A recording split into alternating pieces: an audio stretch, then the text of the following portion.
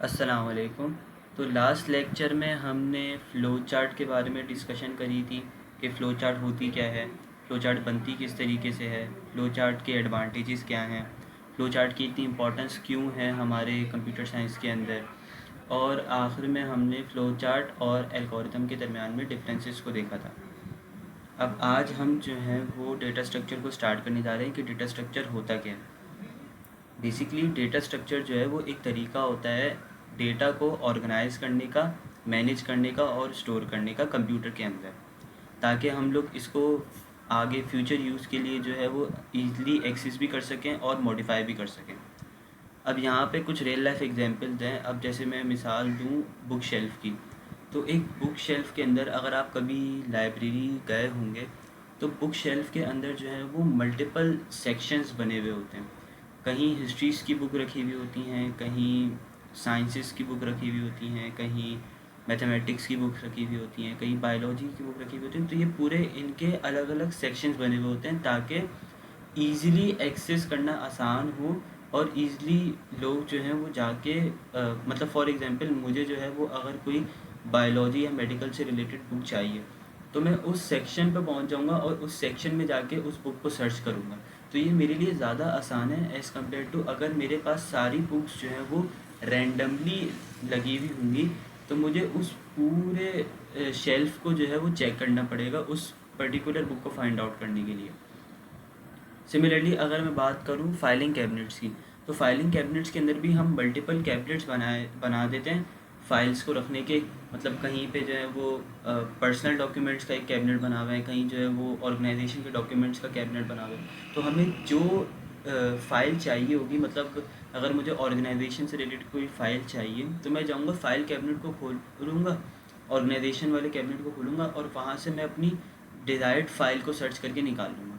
तो इसी कॉन्सेप्ट को जो है वो कंप्यूटर साइंस के अंदर यूज़ किया गया है डेटा स्ट्रक्चर्स के थ्रू, ताकि डेटा को एफिशिएंटली स्टोर कर सकें और एफिशिएंटली एक्सेस भी कर सकें।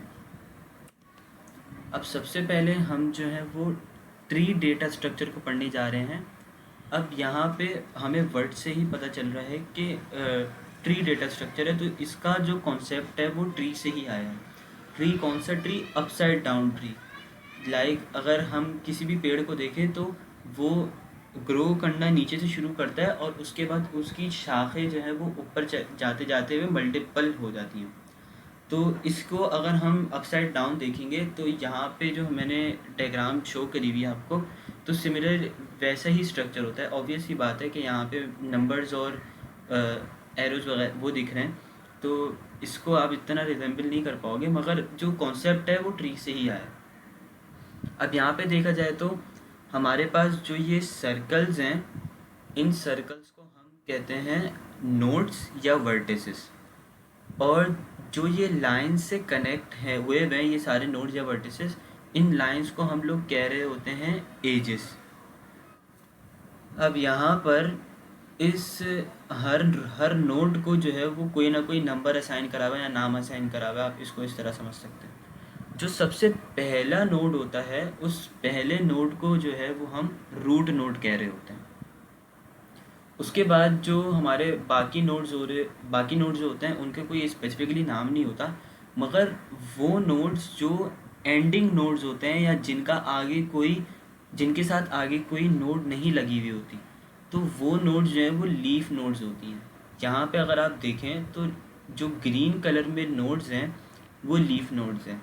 जैसे अगर बात करें यहाँ पे node 6, node 7, node 9, node 1, node 10, node 8, node 4, node 41, तो ये वो नोड्स हैं जो हैं तो एंड में, मगर इनसे आगे कोई इनका नोड कनेक्ट नहीं हुआ, जिसकी वजह से ये लीफ नोड्स कहलाएंगे। और यहाँ पर एक और कॉन्सेप्ट है पेरेंट चाइल्ड का। मतलब यहाँ पे अगर मैं नोड 15 को देखूँ तो नोड 15 जो है वो पेरेंट है नोड 35, नोड 9 और नोड 40 का। और इसको मैं इस तरीके से भी कह सकता हूँ कि नोड 35 जो है वो चाइल्ड है नोड 15 का, नोड 9 जो है वो चाइल्ड है नोड 15 का, नोड 40 जो है वो चाइल्ड है नोड 15 का। ये कॉन्सेप्ट नीचे वाले जो नोड्स हैं उन पे भी अप्लाई होगा। कैसे? ये नोड 5 जो है ये पेरेंट है नोड 8 का, नोड 5 जो है वो पेरेंट है नोड 4 का, नोड 5 जो है वो पेरेंट है नोड 41 का। अब यहाँ से मैं अगर चाइल्ड का रिलेशन बताना शुरू करूँ तो नोड 41 जो है वो चाइल्ड है नोड 5 का, नोड 8 जो है वो चाइल्ड है नोड 5 का।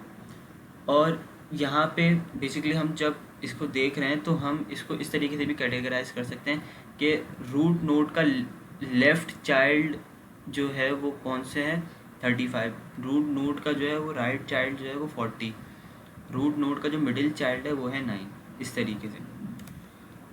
अब यहाँ पे हम जो है वो इसकी कुछ प्रॉपर्टीज़ की बात कर लेते हैं।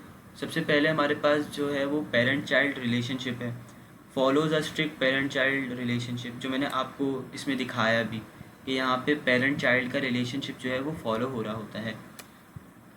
दूसरा हमारे पास पॉइंट है रूट नोड का, कि हमारे पास एग्जैक्टली वन रूट नोड होगी, वन स्टार्टिंग नोड होगी जिसको हम लोग रूट कह रहे होंगे। तो यहाँ पे एग्जैक्टली हमारे पास वन स्टार्टिंग नोड है जिसको हम लोग रूट नोड कह रहे हैं।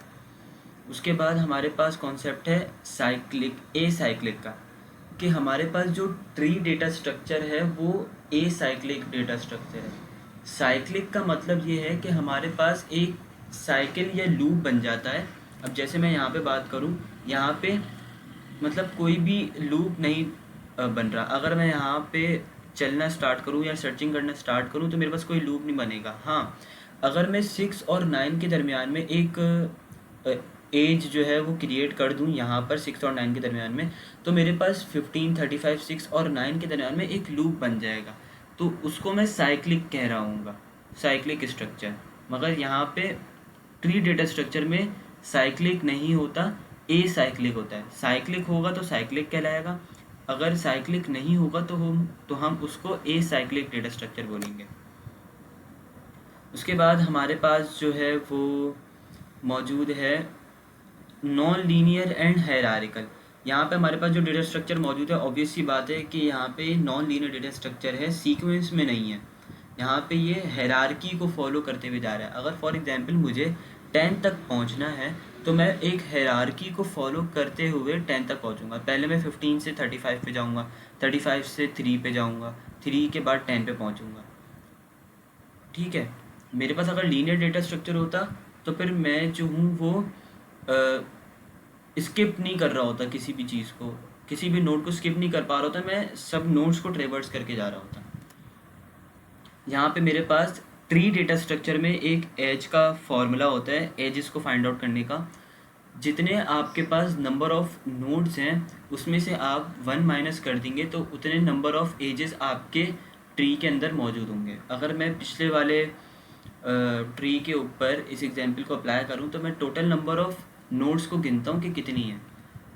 1 2 3 4 5 6 7 8 9 10 11 12 और 13, हमारे पास टोटल 13 नोड्स हैं।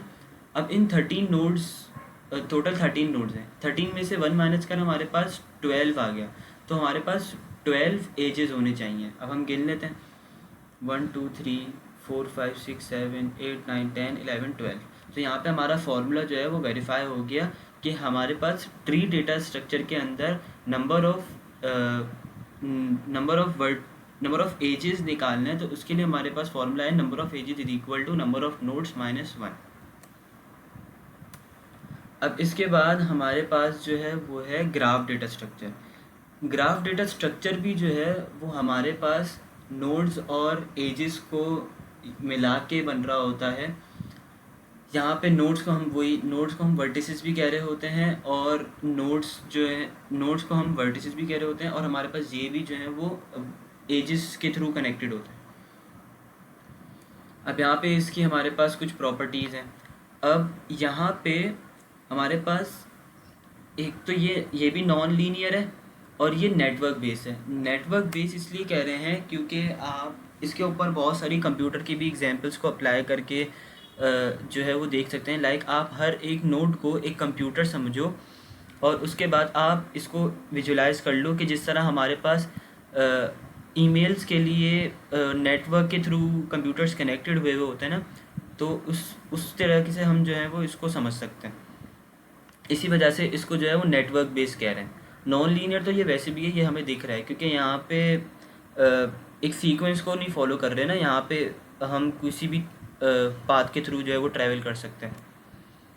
यहाँ पे हमारे पास नो पेरेंट चाइल्ड कॉन्सेप्ट, हमारे पास जो ट्री डेटा स्ट्रक्चर था, ट्री डेटा स्ट्रक्चर में हम जो है वो पेरेंट चाइल्ड रिलेशनशिप को फॉलो कर रहे थे। यहाँ पर ग्राफ में पेरेंट चाइल्ड का कॉन्सेप्ट नहीं अप्लाई होता। उसके बाद no designated root, tree data structure के अंदर हमारे पास जो है वो एक डेजिग्नेटेड स्टार्टिंग नोड था, यहाँ पे हमारे पास कोई भी नोड जो है वो स्टार्टिंग नोड नहीं है। उसके बाद हमारे पास साइक्लिक और एसाइक्लिक का कॉन्सेप्ट, यहाँ पर ग्राफ डेटा स्ट्रक्चर में हमारे पास साइक्लिक डेटा स्ट्रक्चर भी हो सकता है और एसाइक्लिक डेटा स्ट्रक्चर भी हो सकता है, हम ग्राफ में दोनों को एकोमोडेट कर सकते हैं। उसके बाद लास्टली हमारे पास फ्लेक्सिबल एजेस। अब ट्री डेटा स्ट्रक्चर के अंदर हमारे पास जो है वो एक स्ट्रिक्ट रूल फॉलो हो रहा था, जिसकी वजह से हमारे पास जो है वो एक फार्मूला ड्राइव हो गया था कि हमारे पास जितने नंबर ऑफ एजेस हैं वो किसके बराबर होंगे, नंबर ऑफ नोड्स -1 के। यहाँ पर जो है वो एजेस जो हैं वो फ्लेक्सिबल हो सकते हैं, वेरी कर सकते हैं। तो यहाँ पे कोई भी स्ट्रिक्टली रूल फॉलो नहीं हो रहा था, जिसकी वजह से यहाँ पे कोई फार्मूला ड्राइव नहीं हुआ ग्राफ डेटा स्ट्रक्चर में। ग्राफ डेटा स्ट्रक्चर में भी हमारे पास टाइप्स होती हैं, 2 टाइप्स हैं इसकी, एक अनडायरेक्टेड ग्राफ है और दूसरा डायरेक्टेड ग्राफ है। अब अनडायरेक्टेड ग्राफ की अगर मैं बात करूँ तो वही है कि हमें हमारे पास 2 नोड्स हैं ए और बी।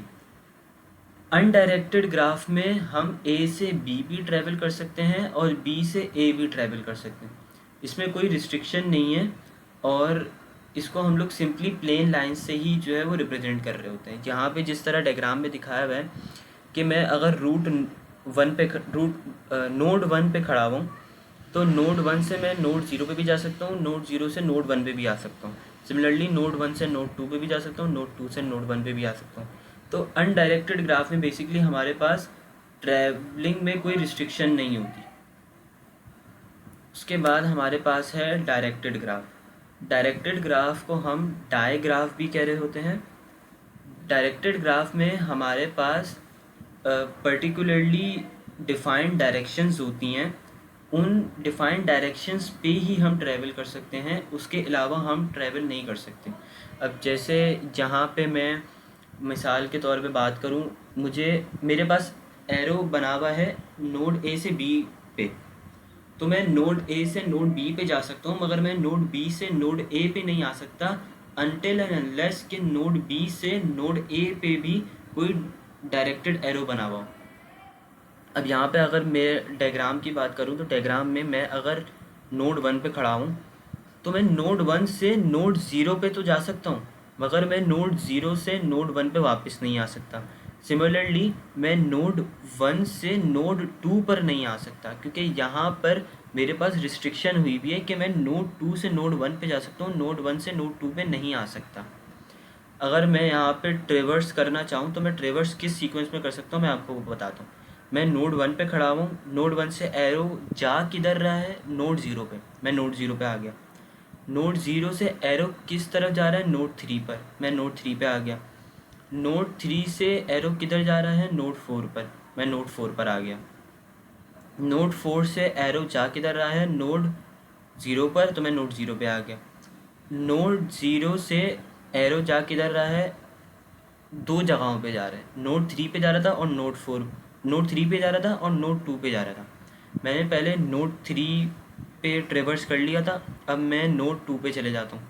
नोड 4 से मैं नोड 0 पर आया, नोड 0 से मैं नोड 2 पे गया। नोड 2 से मेरे पास एक ही डायरेक्शन है नोड 1 पे जाने की, तो मैं नोड 1 पे पहुँच जाऊँगा। तो इस तरीके से मैं डायरेक्टेड ग्राफ को ट्रेवर्स कर सकता हूँ। So that's all for this.